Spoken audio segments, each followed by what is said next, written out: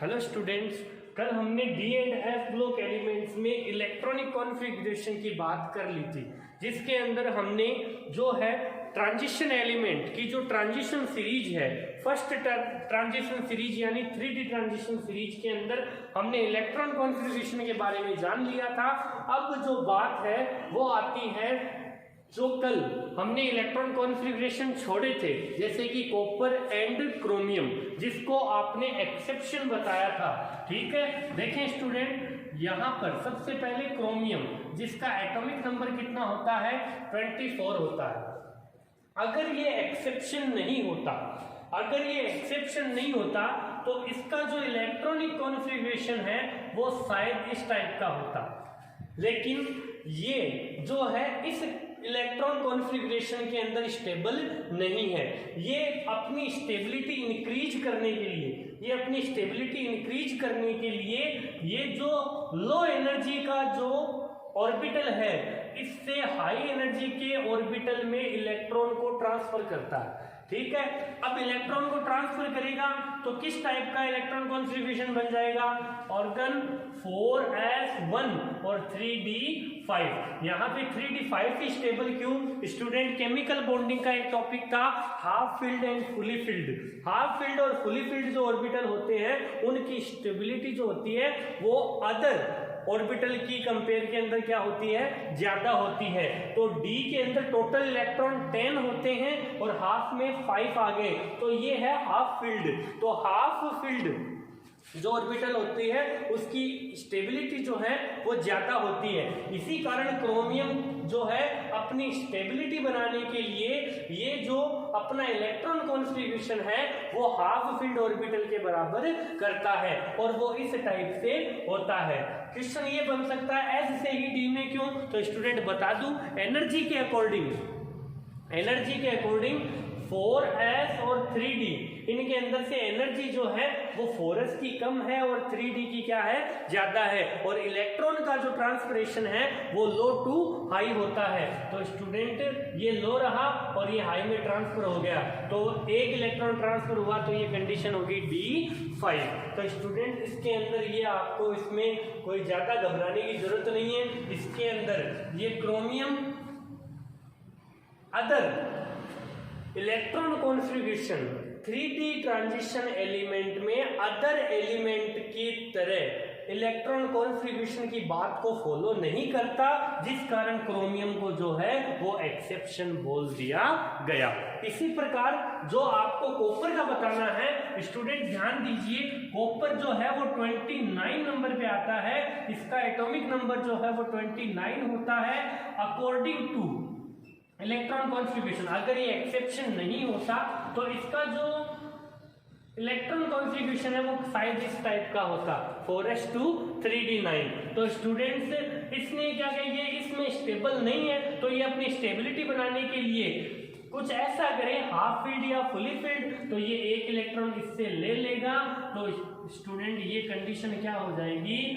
Organ 4s1 3d10। तो student, अगर आपसे क्वेश्चन पूछे कि क्रोमियम और कॉपर एक्सेप्शन क्यों है, तो ये ध्यान दे लेना, इसका एक साधारण सा उत्तर होगा, दोनों का साधारण सा आंसर होगा कि ये दोनों अपनी स्टेबिलिटी बनाए रखने के लिए, दोनों अपना स्थायित्व बनाए रखने के लिए जो कक्षक है उनसे इलेक्ट्रॉनों का स्थानांतरण करते हैं, ऑर्बिटल से इलेक्ट्रॉन का ट्रांसफरेशन करते हैं, जिसके कारण इनकी स्टेबिलिटी बढ़ जाती है, क्योंकि इनका जो कॉन्फ़िगरेशन है, इलेक्ट्रॉनिक कॉन्फ़िगरेशन है, वो हाफ फील्ड और फुल फील्ड ऑर्बिटल के बराबर हो जाता है, जिस कारण ये स्टेबल हो जाते हैं। अदर ऑर्बिटल की तरह ये इलेक्ट्रॉन कॉन्फ़िगरेशन की पालना नहीं करते, तो ये जो है एक्सेप्शन वही होगा जो अदर की तरह अपने ऊपर रूल को फॉलो नहीं करवाए।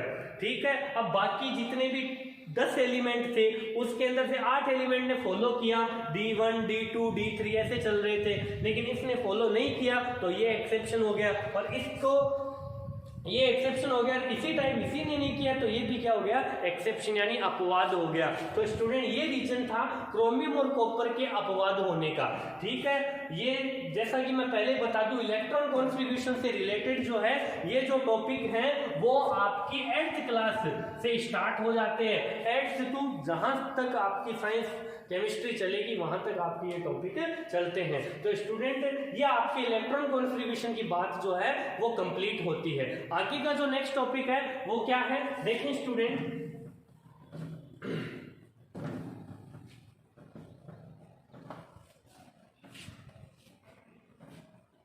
इलेक्ट्रॉन कॉन्फ़िगरेशन के अंदर ही थोड़ा सा चेंज अगर आ जाए, फॉर एग्जांपल आपके अगर जैसे 12th बोर्ड का एक एग्जांपल बताएं, 12th बोर्ड के जो बोर्ड एग्जाम थे, फाइनल एग्जाम, उसके अंदर एक क्वेश्चन आया हुआ है कि जो एक जैसे मान लो फॉर एग्जांपल मैं यहाँ पर एक ले लूंगी Ti+2 का इलेक्ट्रॉन कॉन्फ़िगरेशन बताइए, Ti+2 का इलेक्ट्रॉन कॉन्फ़िगरेशन बताइए। यानी ये सभी को आपको पता है, ये एक 9th 8th स्टैंडर्ड की बात है कि जिस पर पॉजिटिव चार्ज आता है वो इलेक्ट्रॉन को क्या करता है, डोनेट करता है, और जिस पे नेगेटिव चार्ज आता है वो इलेक्ट्रॉन को क्या करता है, गेन करता है। तो Ti+2 इस पे चार्ज है +2, यानी इसने 2 इलेक्ट्रॉन क्या किए, डोनेट किए। तो सबसे पहले आपको टाइटेनियम जो कि किस पे आता है, 22 पे आता है, उसका इलेक्ट्रॉन कॉन्फ़िगरेशन लिखना है।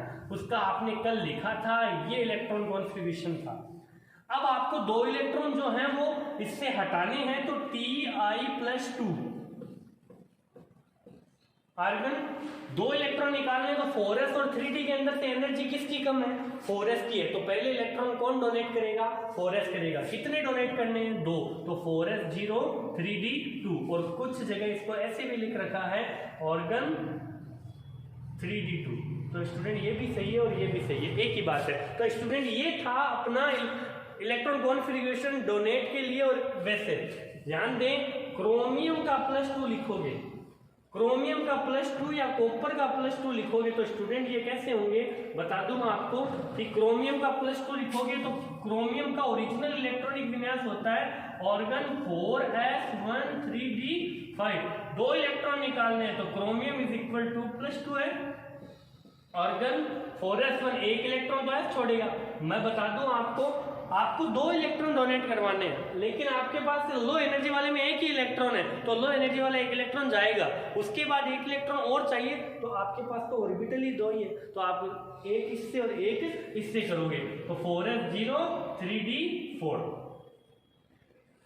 ऐसे ही आपका जो है कॉपर +2 का हो जाएगा, ऑर्गन इसका ओरिजिनल था 3d10 और Cu+2 के अंदर क्या हो जाएगा, ऑर्गन 4s0 3d9। ये इसका जो है +2 के हिसाब से जो है, लेकिन इसमें ध्यान इतना रखना, कई बार अपनी गलती, हालांकि ये गलती तो नहीं कह सकता, आपने कई बार मिसअंडरस्टैंडिंग हो जाती है कि प्लस को हम क्या समझ लेते हैं कि वो जुड़े हैं। क्यों, शुरू से हमें आदत होती है कि +2 यानी 2 है वो एक्सेप्ट हुए, लेकिन यहाँ पर कुछ अपोजिट है। प्लस का मतलब इलेक्ट्रॉन डोनेट होने और माइनस का मतलब इलेक्ट्रॉन गेन होने हैं। ठीक है स्टूडेंट, आगे की बात करते हैं।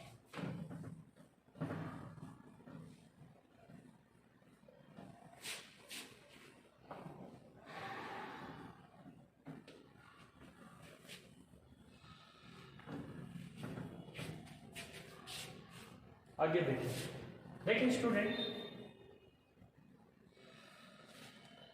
आगे का जो अपना टॉपिक है, आगे का टॉपिक जो है वो आपके चैप्टर नंबर 9 में आ चुका है, बता दूं मैं। और इस चैप्टर के अंदर भी वो इंपॉर्टेंट चीज रहेगी आपके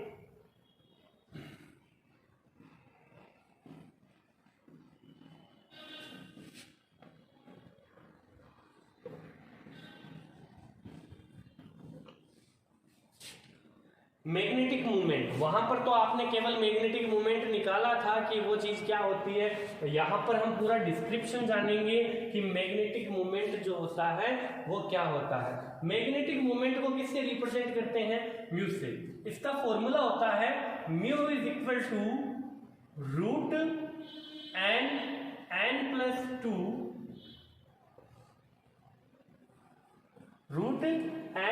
√n+2। आगे आएगा आपके, ये आपके म्यू की वैल्यू होती है। यहां पर जो bm है, bm का मतलब है बोहर मैग्नेटॉन, ये एक यूनिट है आपके मैग्नेटिक मूवमेंट यानी चुंबकीय आघूर्ण, यहां पर मैं हिंदी में लिखना चाहूँ इसको चुंबकीय आघूर्ण, ठीक है। चुंबकीय आघूर्ण कहते किससे हैं, मैं आपको बताऊं। इलेक्ट्रॉन जो है वो दो प्रकार की गति करता है, दो प्रकार की मोशन करता है। एक तो कक्षीय गति, ठीक है, और एक होती है चक्रण गति। एक तो होती है कक्षीय गति और एक होती है चक्रण गति। एक तो होती है स्पिन मोशन, ठीक है, और एक होती है ऑर्बिट मोशन, ठीक है। चुंबकीय आघूर्ण, इन दोनों के योग को चक्रण गति यानी स्पिन मोशन प्लस जो है ऑर्बिट मोशन कक्षीय गति, ठीक है। इलेक्ट्रॉन एक कक्षा से दूसरी कक्षा में जाता है तो कक्षीय गति करता है, एक ही कक्षा में जब चक्कर लगा रहा है तो वो चक्रण गति करता है, ठीक है, यानी जो स्पिन मोशन करता है। इन दोनों के योग को, इन दोनों के एडिशन को क्या कहते हैं, मैग्नेटिक मूवमेंट कहते हैं, चुंबकीय आघूर्ण कहते हैं। बीएम का मतलब है बोहर मैग्नेटॉन। बोहर मैग्नेटॉन के अंदर क्या है, इसकी वैल्यू क्या होती है, 1 बीएम EH/4 पाई MC। E जो है वो चार्ज ऑफ इलेक्ट्रॉन, H जो है वो Planck constant, 4 pi 22/7, M mass of electron, और C जो है वो आप बोल सकते हो कि एक प्रकार से आपकी जो फिक्स वैल्यू थी एटॉमिक स्ट्रक्चर के अंदर, वेलोसिटी ऑफ लाइट C 3 × 10⁸, ठीक है, वो 1 बीएम की वैल्यू ये होती है।